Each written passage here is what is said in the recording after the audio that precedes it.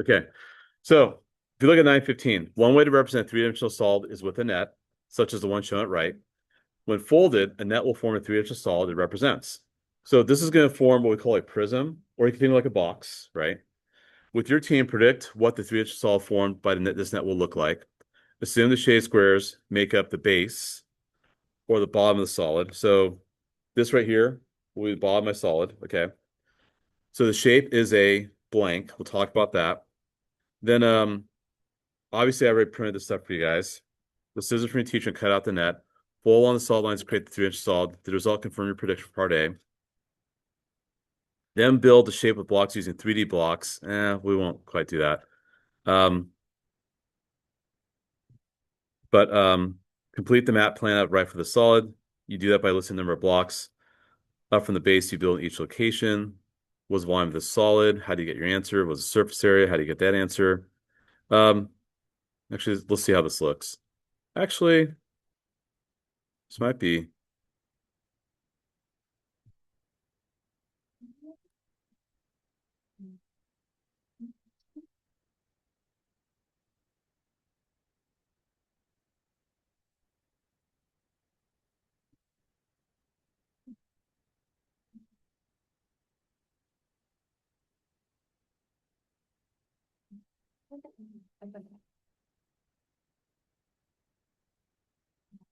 Oh, okay.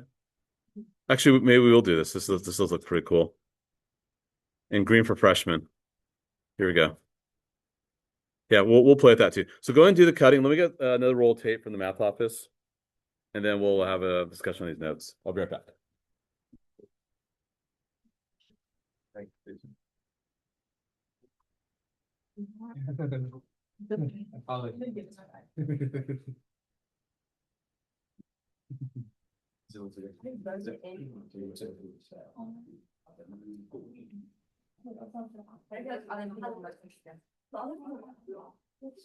was like, yeah, and one is all gator one.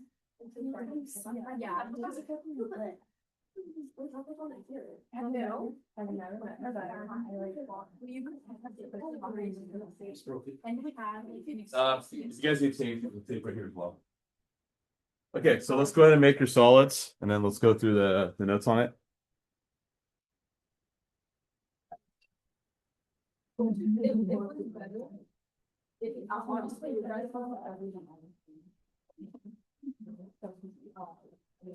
It's really good, but it's really serious. Yeah, this is so.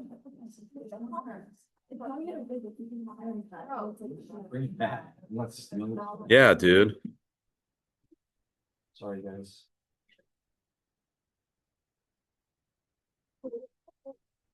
Just so you know, this unit, just like the previous unit, no proofs, very computation heavy. So if you felt that was kind of a good change of pace, we're going to do more of that in this unit. So, good question. I'm not 100% sure. I think we do actually no. This is the second last unit. I think when we come back from spring break, we'll do more of this throughout April. Then I think around the second half or third week of April, we'll talk about circles. And then after that, yeah, so we'll have a test on this on solids and another test on circles. And then around the middle of May, as we start reviewing finals. So we're about 2 months away from actually the school year's over in about 2 months, if you think about it. I know, right? And we have a break in between. Yeah, because if you think about it, our finals is around Memorial Day weekend, right after Memorial Day weekend, so on 26th. So yeah, we're about 2 months away. So yeah. Well. Okay. I guess okay, do you guys need tape? Let's tape them together. You got tape right in front of you. Yeah, I gave you guys my tape. Yeah, I like that one better. You guys are running. That's good. It really was really good. Oh no. I do.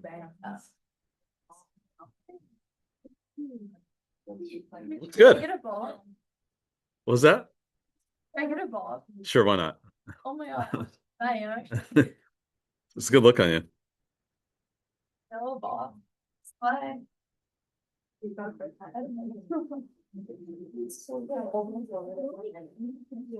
yeah. Yeah.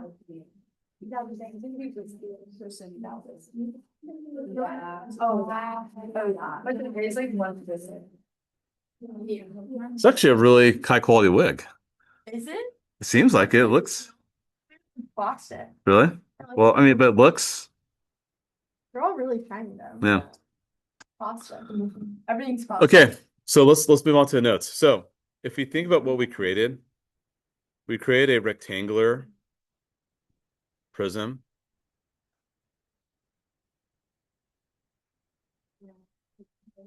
Okay. The notes? Oh. How did I not give you guys? Okay, them the notes. Oh, did I give you guys notes? My apologies. Wow, where's my head today? Spirit week. I'm back to Spirit week. Apologies. The first one you're gonna bring out like. Okay. All right. Now let's move on to the notes, guys. Okay, now you got the notes. All right. Okay. Okay, girls, let's focus. Thanks. All right. So 9:15. You have a rectangular prism. Okay. So that's what we generate. And what's happening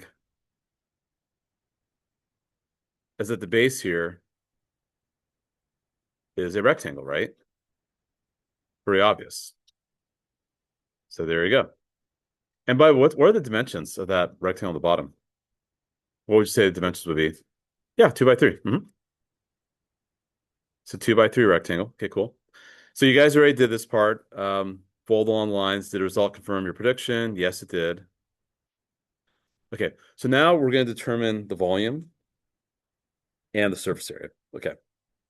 So I like to do this actually. Instead of doing the 3D block, we'll do the 3D blocks. It looks like a pretty cool process, but I'm going to do this. When I draw 3 dimensions, I'm not by any means a good art. I'm actually a terrible artist. Okay, I'm okay. I've done like 3 words. Well, thank you. Everyone's together about first. Okay, true. I did take an art class as a junior in high school, and it was fun. Okay. I don't know.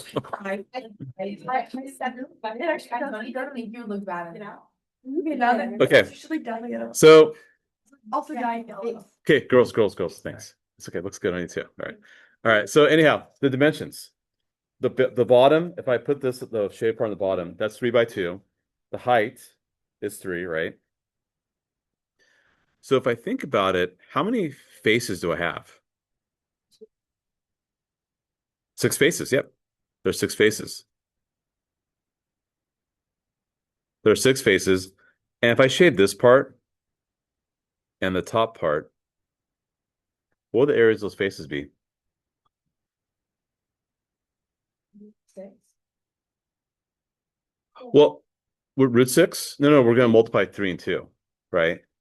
That surfaces or surfaces? Oh, 6 faces. We have 6 faces, sorry. So the 3 times 2, right? You have 3 times 2 plus 3 times 2. Correct, that's what I meant. Right. And then let's take a look at for freshmen, we'll go green. How about the left face and right face?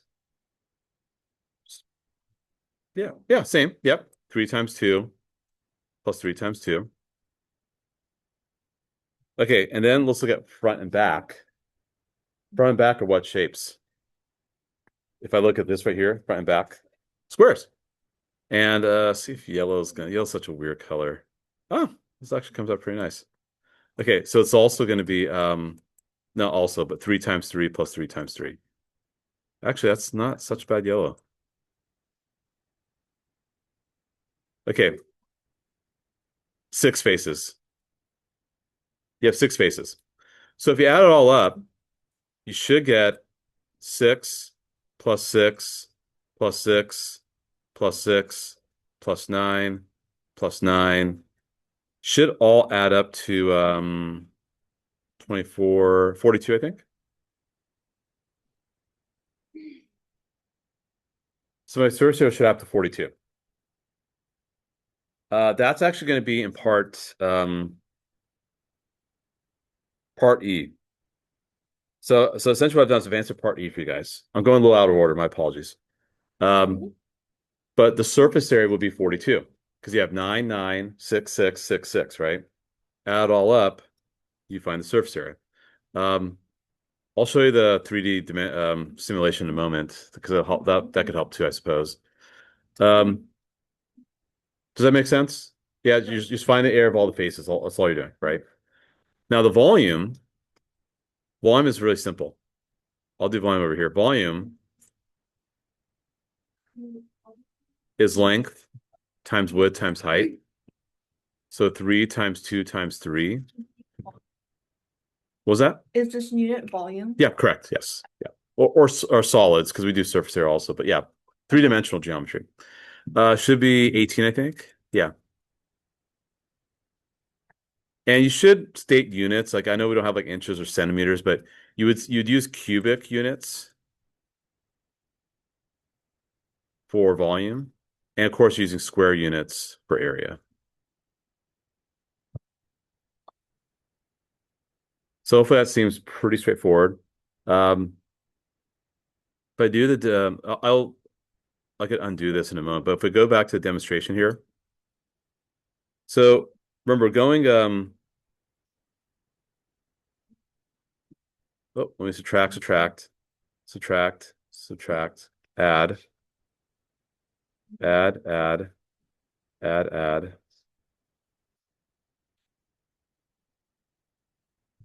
add, add, add, add. Okay, so it's kind of like a Rubik's Cube in a way, if you want to think like that. Yeah, this is gonna be a little frustrating. Why are you not rotating? There we go. Okay, if you think about it, how many blocks do I have here? I have two layers. And each layer has 9 boxes. So 18 makes sense for the volume. And then if you look at the area, now we've let me go. The top, that's an area of 9. That's an area of 6. That's also an area of 6. So it makes sense that we would have the surface that we do. So it's just another way of looking at it. But personally, I think we could just look at this and do the drawing. Okay, let's keep on moving. So again, this is all the stuff here. We're cool with that. All right, let's keep on moving. All right. Keep on moving. All right, so let's see here. Paul built a tower by stacking 6 identical layers of the shape at right on top of each other. Okay. So he built a funny looking diagram. Kind of looks like Tetris a little bit. Okay. Was the volume of his tower? How can you tell without building the shape? Was the surface area of his tower? Ooh, okay, that's kind of tricky. And then Paul's tower is an example of a prism, blah, blah, blah. We'll talk about that in a moment. All right. So let me do the volume and surface area of the first one for what you see up top. And then you guys will then do these below in groups, and then I'll help you guys out. So let's talk about the volume. How many blocks am I using here? 7. 7. Yep. 7 blocks. Okay. And then and how many layers is he doing? 6 layers.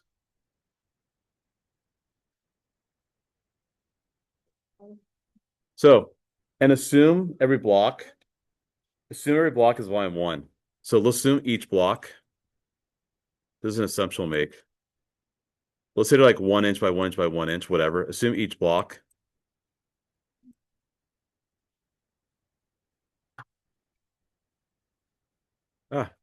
has a volume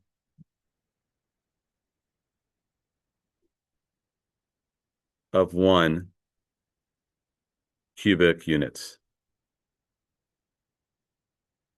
So you assume it's like 1 by 1 by 1. Okay. So if you assume that, what's the volume going to be of this crazy thing he's building? You have 7 blocks and 6 layers. Each layer has 7 blocks. So what will your volume be? 42. 7 times 6, we get 42. Yep. Yeah, what's up? Sure, of course. Yeah. No problem. Now, surface area is going to be a little funny. It's going to be a little bit complicated to do the surface area. Let's think about it. Let's look at my top. So when you do surface area, you want to do top plus bottom.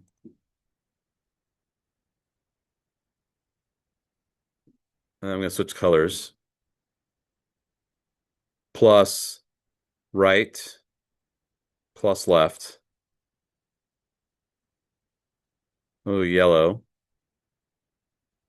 Plus front and back. I'll put the final answer in green.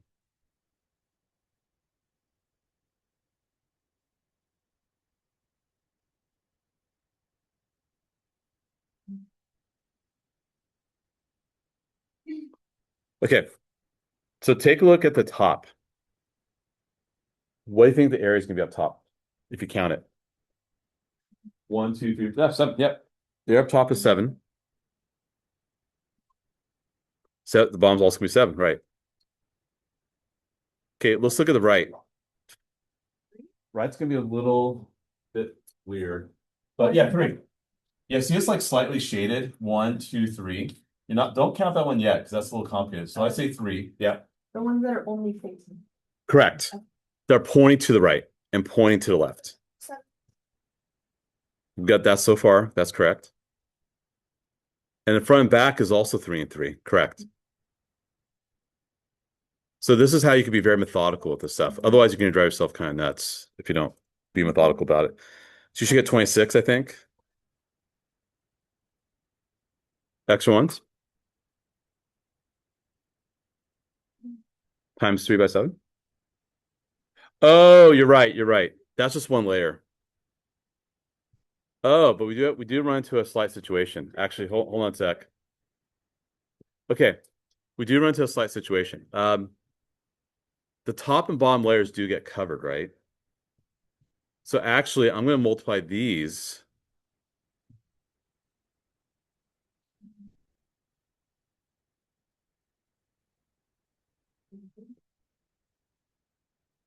Thank you for catching that.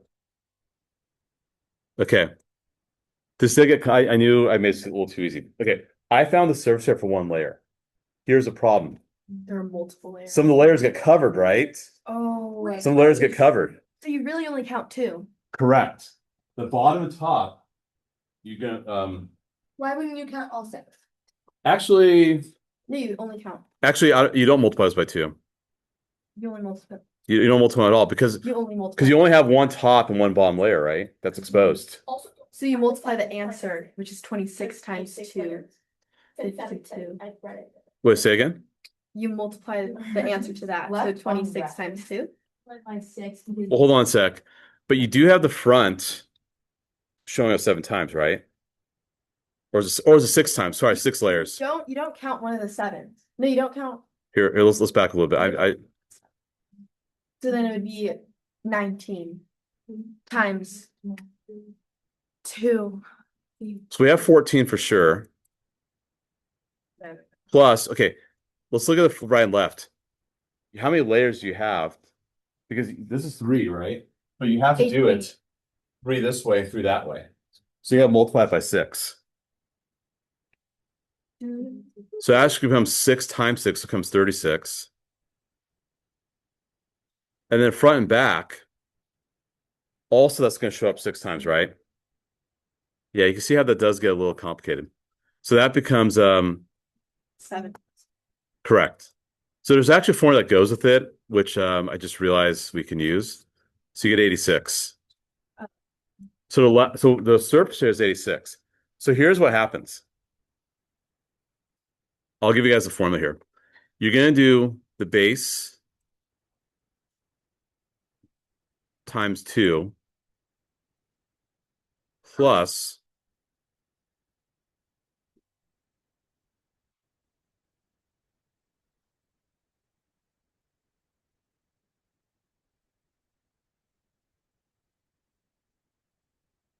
I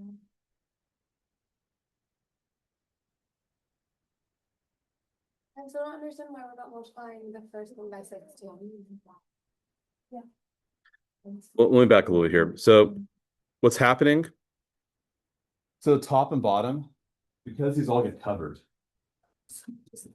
Yeah, you can't see it. That's the reason why. So what we're doing is this. The surface area equals the base plus the lateral area. The base area. Sure, of course. Plus the lateral area. Lateral means side, like front, back, left, right.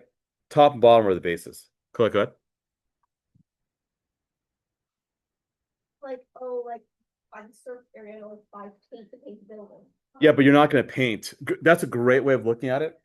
But you're not going to be painting that because you're putting another one on top of it. Oh, like, okay, it's still one block. Correct. What do you mean lateral area? The lateral area is going to be like lateral movement means like moving side to side. So you look at the front, back, and left, right. That's what's meant by lateral. The top and bottom are the bases. Yeah. So for example, this right here, if you think about it, that's your base area Yeah. with what my finger's pointing. But then here and here, that's your lateral area. So that's You do your own thing to figure. correct. There, that would we say like each block is one unit? So then would it each like it work block also be a unit? Are you talking for a surface area? Yeah, but the thing is that these are covered though. Like you're not gonna be putting paint on these, right? Once you stack it, Yeah. Like out of the square. oh yeah, but that's covered because that's where you count as the front and the back. It's already covered because what you're doing, I mean, so we're already including it.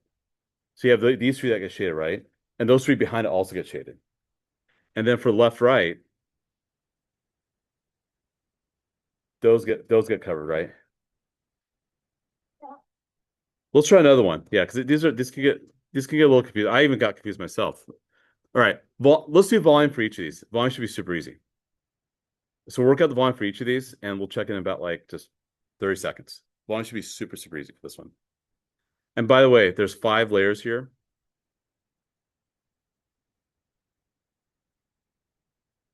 Five layers. There's 4 layers here. You also think of like this too. Like, what if you get like those like Eggo waffles? My kids love them, and you have 3 waffles and you pour syrup on top. Does the syrup get to the middle one? No. Unless you lift it up and pour syrup on, right? It wouldn't get to it. So it's kind of like that too.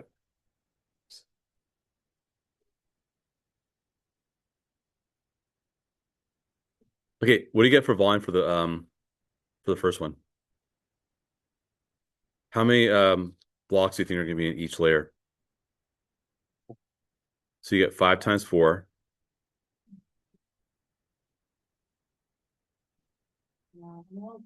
For volume?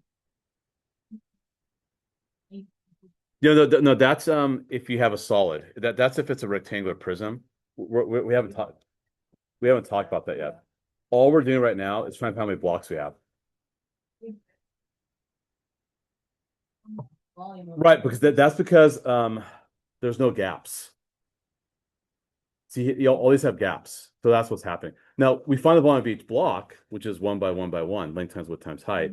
But then you're taking all the each block. So we found the volume of 1 block, which is 1. Yeah. Then we figure out how many blocks I have. That's what we're trying to do. So whenever like it's not like a solid shape, you just do basically. Correct. Right. Okay, what do you get for 2 for the volume? That one's a little funny. Actually, we can't really do. Actually, how many? Yeah, no, we can do this. How many layers do you have in each? Sorry, how many blocks do you have in each layer? So you do 4 times 6, and then lastly, you're gonna do 4 times 3 times 5, which is 60. Correct. Right. Okay. Now the surface area. That's gonna be a little tricky. Okay, we're cool with volume. We're good with that. 6. And B. Oh, the second one. The top layer has 6 blocks. 1, 2, 3, 4, 5, 6. And you have 4 layers like that. That's how you get 24. I'll go. Yeah, go. Yeah. All right, surface area. That one's gonna be a little tricky. So here's what we're gonna do. Let's look at the top and bottom. What's the area of the top and area of the bottom?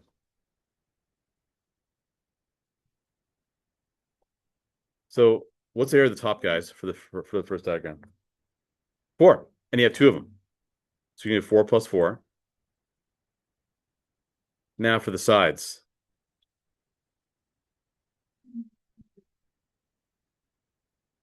Let's see here. You have for the sides, you have. I'm gonna have you guys try next 2 on your own. Okay. So the front, what's the area of the front?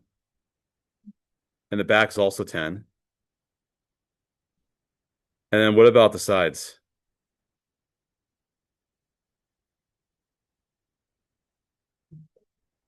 15, right? Yeah, it's a little tricky.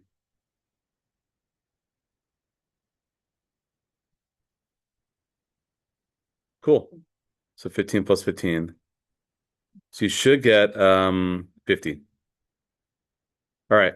Go ahead and try this now for the other 2.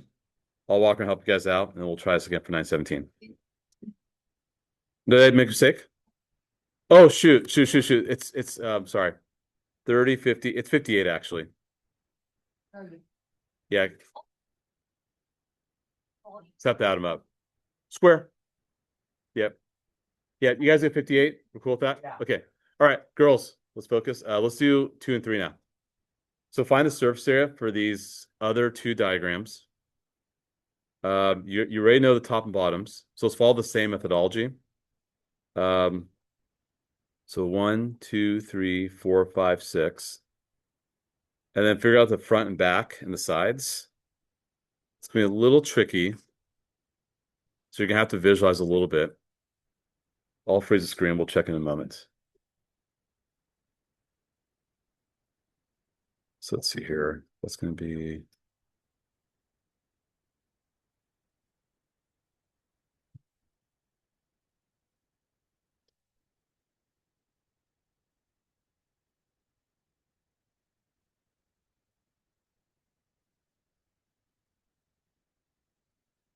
the sides.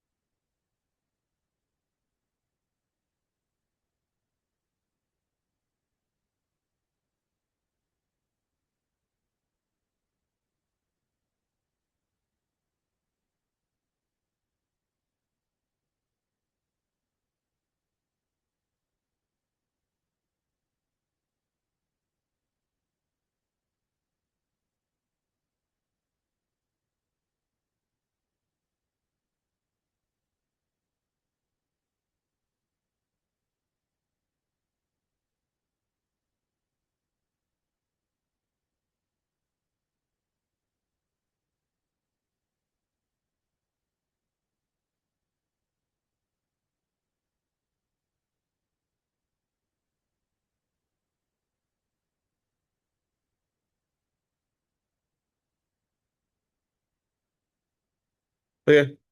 Again, stay in line with Spirit Week colors. And I should do this more often. I kind of like these colors.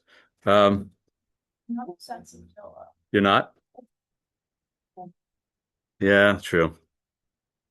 Anyway, you should get 60 and 94 for the other ones. So if you think about the bases, you have 6 and 6. For the sides, you have 12, 12, 12, 12.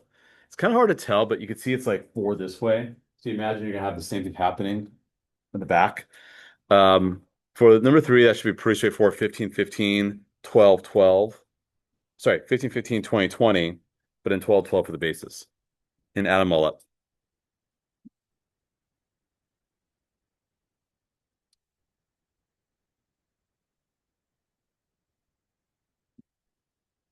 Okay. Questions? Yeah, click, go ahead. And then Peter too. For the third one, 110. What do you do? I could be wrong. I may have a six ready. Sure. Five plus four plus three, four, because that's like each side. Well, hold on, but let's find the area of each face individually though, right? You should have 12 twice, 20 twice, and 15 twice. So if we add that up, that should add up to 94. I think you're trying to do a shortcut that may not work. Oh, you're right, I did 5 times. Got it. So you gotta be careful. Peter, go ahead. Never mind. Okay, cool. All right, let's keep on moving. Okay. So we got more to look at. So Heidi created several more solids represented below. Find the volume of each one. Okay. So these are nets, obviously. Yeah, these are kind of crazy. Wait, but on the one on the right, like Oh, the one we just did? Yeah. A hole. Yeah. sucks. Yeah. What do you do about that one? Yeah, let's do part B. Part B is kind of easy. 8 times 3. So you're going to do 3 times 3 times 3 minus 3 times 1 times 1.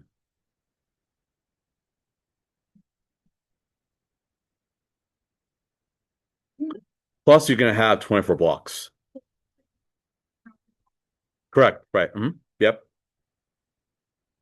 So part B is going to be 24 because it's like a 3 by 3 by 3, but there's a 3 by 1 by 1 missing in the middle that you just pulled out. It's like you cored it out, right? So that'd be 24 for that one.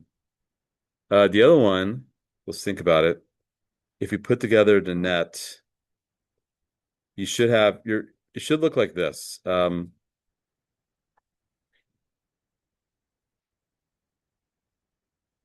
You have a 4 by 3.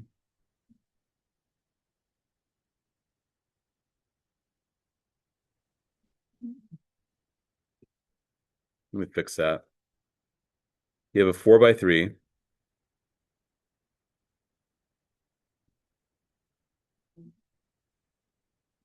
Then also it goes back, I think, 2. Is that right?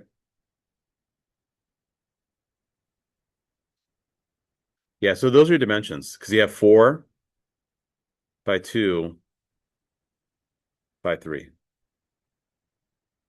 So you put it all together, it should be 4 times 2 times 3. And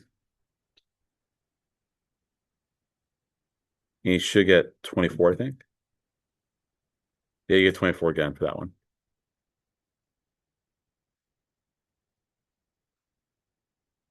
So you have to look at the dimensions of the faces. So kind of gets a little crazy sometimes. Okay, question 917. All right, let's keep moving on the last page here. So 918. We go to what one? Okay, so that's the 12 o'clock. Okay.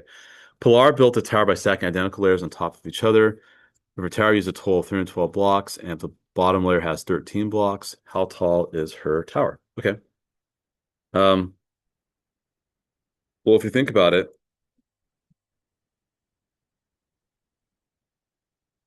you just want to just divide that, right?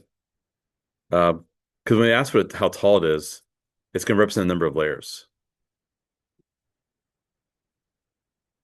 That's what height represents. And if I do that in my head, I shouldn't do this in my head. A total of 312, correct. So remember, when you have like all your blocks, they're kind of like this, right?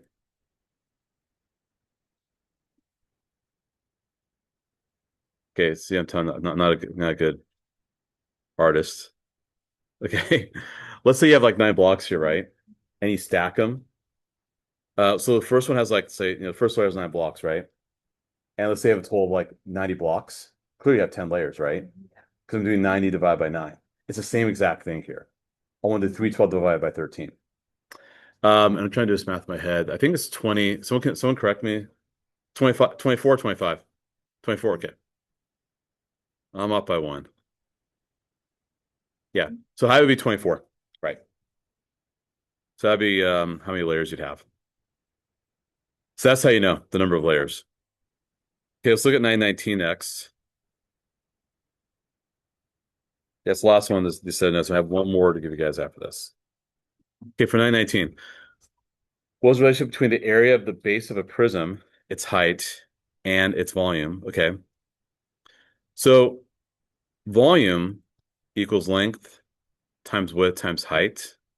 If you think about it, that's the base area, right? Because if I draw one more prism one more time,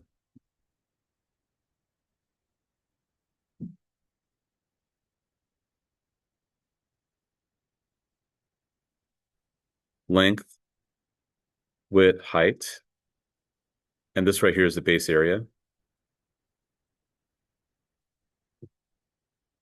So you can think of volume as capital B times height, where the capital B is the base area. So that's the way we sometimes see expressed as capital B times H, where B is a, because here's the thing, we're going to start dealing with solids that don't have rectangular bases. They have hexagonal bases. We did hexagons, pentagonal bases, triangular bases, even circular bases. That'd be a cylinder, right? Like this right here. This is a cylinder, right? This has a circular base. So we want to generalize it in this manner. So capital B represent base. Okay. One last set, and then we'll be done for today.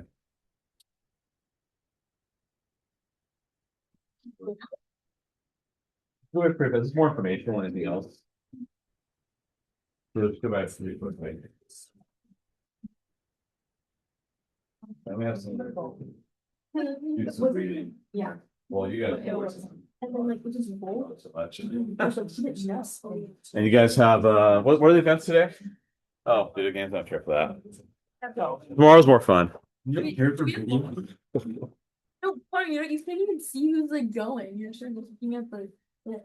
Yeah, video games is kind of interesting. Please stop.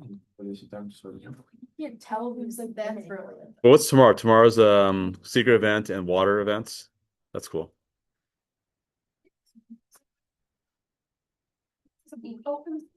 They've done like Amazing Race a few times. Okay. I'm sorry. All right. Never calling. It's the stupidest thing. Really? Okay, whatever. Okay. Okay, I'm gonna have someone do some reading so my voice gets a little break here. So let's kind of go around. Kira, you want to read the opening paragraph? Okay, guys, it's quiet so we can hear Kira read. So where says a closed? A closed three-dimensional solid that has flat polygonal faces is called a polyhedron. The plural polyhedron is polyhedra. Poly is the Greek root for many, and hedra is the Greek root for face. Okay, so there's a rhyme and reason for this, right? So this is clearly hexagonal solid, right? The base is a hexagon. Great. And that's a polygon. We know this. Now, what about the sides? What shapes are those? The front, back, left, right, or it's not really a front, back, left, right, because there's the rectangles. And how many rectangles you got? 6. Yeah, you have 6 rectangles because you have a hexagon, right? Oh, yes, we would do regular because that would get really messy if we didn't. Yes, I'd make it regular. So this is a prism still. So now let's read the next part. Reagan, can you read the next part? Says prism and all the bullet points there? Prism. Polyhedron with congruent parallel polygonal bases and parallelograms for sides. Parts include bases, congruent polygons lying in parallel planes. Height / altitude, a segment joining the two base planes. It is perpendicular above. Lateral faces, faces that are not its bases, must be a type parallelogram. And lateral edges, parallel segments where adjacent lateral faces intersect. So what I'm drawing in green is the height. The height is basically, if you take one of the corners, how far is off the ground? Sometimes it can lean. Leaning Tower of Pisa, great example, right? The height of the Leaning Tower of Pisa is not the side length. It's basically if you're on the corner and how far you get to the ground, right? So that's the height. Sometimes it can lean. That could happen. The lateral faces, which I'll do in red, are right here. Those are lateral faces. And the edges are actually going to be sides, like true like segments. Sure, of course, yeah. And the lateral edges would be like this.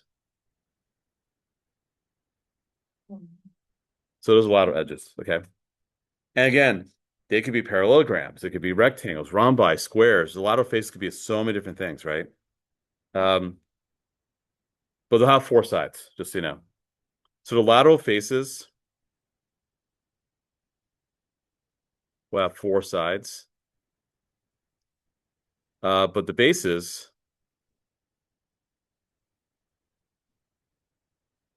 could be any number of sides. Until we do expect rectangles to be the lateral faces, but yeah, they could be a rhombus. It could be kind of weird. It could be a square, parallelogram. So, and a right prism is basically where the lateral faces are rectangles. So it's like not slanted. Oblique, it is slanted, right? As you see there. Okay, let's keep on moving. You guys are doing great, by the way. Yeah, you're welcome. Okay, so you see the names here: a right triangular prism, a right rectangular prism, a right pentagonal prism, right? P is the perimeter, B is the base, H is the height. I think you guys will appreciate these formulas more now that we've done this by brute force. So these are the heights, of course. These are the bases.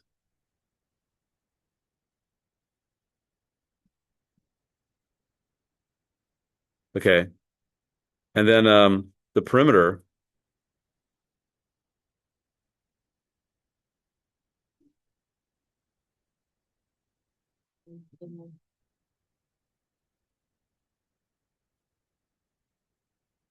Okay. So hopefully if you're colorblind, I apologize. There's a lot of vibrant colors here. Capital B, for instance, the area of the base. You got triangle, rectangle, pentagon, right? We know how to find those areas. Height, that's a vertical dimension, right? From off the ground to the top of the top face. The perimeter is going to add up all the sides on one of the add up all sides on either the top base or bottom base. It's up to you. Okay. So now Hard to find. all these different things. So LA stands for lateral area. That's the sum of all the lateral faces, like the sides, the front, back, left, right, and so forth. The total area is the bases plus the lateral area. And then the volume is going to be what we've talked about already, like the three-dimensional part. So this one's easy. That's going to be BH. That's easy. Volume is base times height. The base area times height. That's all. And by the way, we'll give you these formulas. You don't have to memorize them. We'll give them to you. Volume is space. Like how much well, air can be space, I suppose. Volume is three-dimensional. Air is two-dimensional. So like, for example, like this piece of paper, which is 8 by 11, would be 88 square inches, right? Okay. For the volume, well, geez, I mean, because this is like, you know, paper thin, right? Yeah. But if I had a stack of papers like this here, I take the area, which is 88, right? And then times its thickness, which is probably maybe like quarter of an inch or whatever. So yeah. Lateral area is going to be this. It's going to be a perimeter. Actually, let me think about this one here. Yeah, it's your perimeter times H.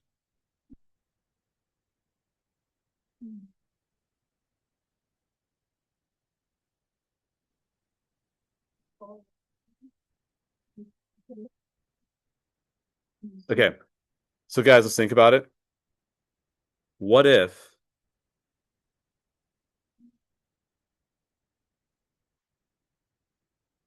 there's like 4, 3, and 4, right?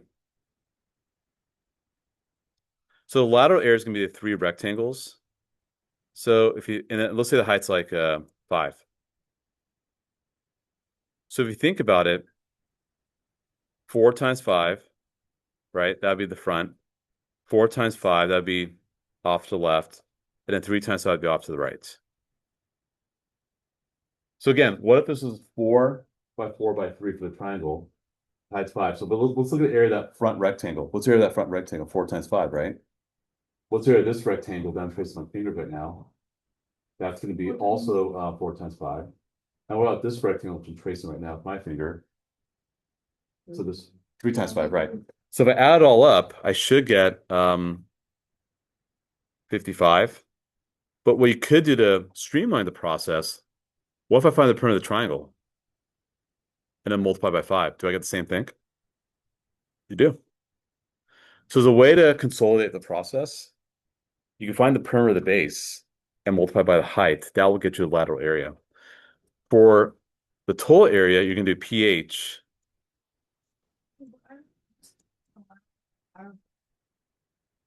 Lateral area doesn't include the top and bottom, Oh, it's just like around. just around it, not top bottom. So because lateral is like if you're moving side to side, right? That's lateral area. What I was just trying to show you is that instead of finding each face individually, what if I just combined it all and used perimeter times the height?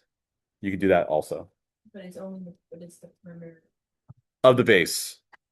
The perimeter of the base times the height will get you the lateral area there. The lateral part. Because because you have all these layers. I mean, I don't have these blocks obviously, but the perimeter of the top and bottom help dictate how each of these sides are going to look. I thought the lateral area only included these parts. Correct. Right. Then why So would so for example, perfect, right. So what's the perimeter of the space here? It's actually 10, right? Right. 2 plus 3, 2 plus 3 Okay. is 10. And what's the height here? Just count it.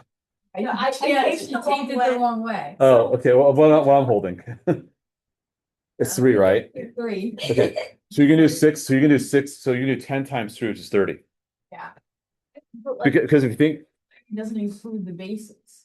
right, it doesn't include the bases. I'm not including the bases at all. No, but I'm not using, but I'm not finding the area of the base though. The lateral does not include the area of the base, but why do you use the bases? Because the sides of the base make up the sides of the lateral area. That's why. That's why you use it. Less than Because what's happening here is the perimeter, so this dimension is part of the dimension of this side of the space here, right? Likewise, this dimension is part of the area of this space here. So that's why I take the perimeter of the base, right? Because the perimeter of the base will help determine the dimensions of the other faces. That's reasonable. But you're adding them all up because you have to add up all the area of the bases anyway. I know you're overthinking it because you're thinking, well, yeah, we don't include the bases. True, you're right. But it's not that we're using the perimeter to help us get the dimensions of the lateral faces. That's what we're using for that. So these are two formulas you're always provided. Perimeter times height for lateral area, perimeter times height plus 2 times base, and base times height. Yeah, we provide them. Yeah. This is very, very formula intensive. I mean, just wait until we get the pyramids. That'll get even crazier. Just wait. Okay. Yeah. Yeah, we're almost done here. Tape is Mag's got it. Okay, for a cylinder. Okay, perimeter is like circumference.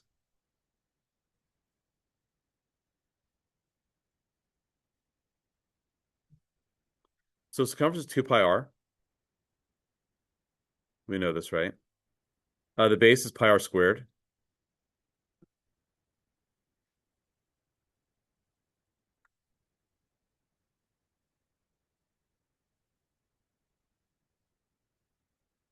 So the lateral area, it's a little tricky, but you're going to do the perimeter times the height. The total area is the lateral area plus 2 times the area of a circle. And the volume, which is the base times the height,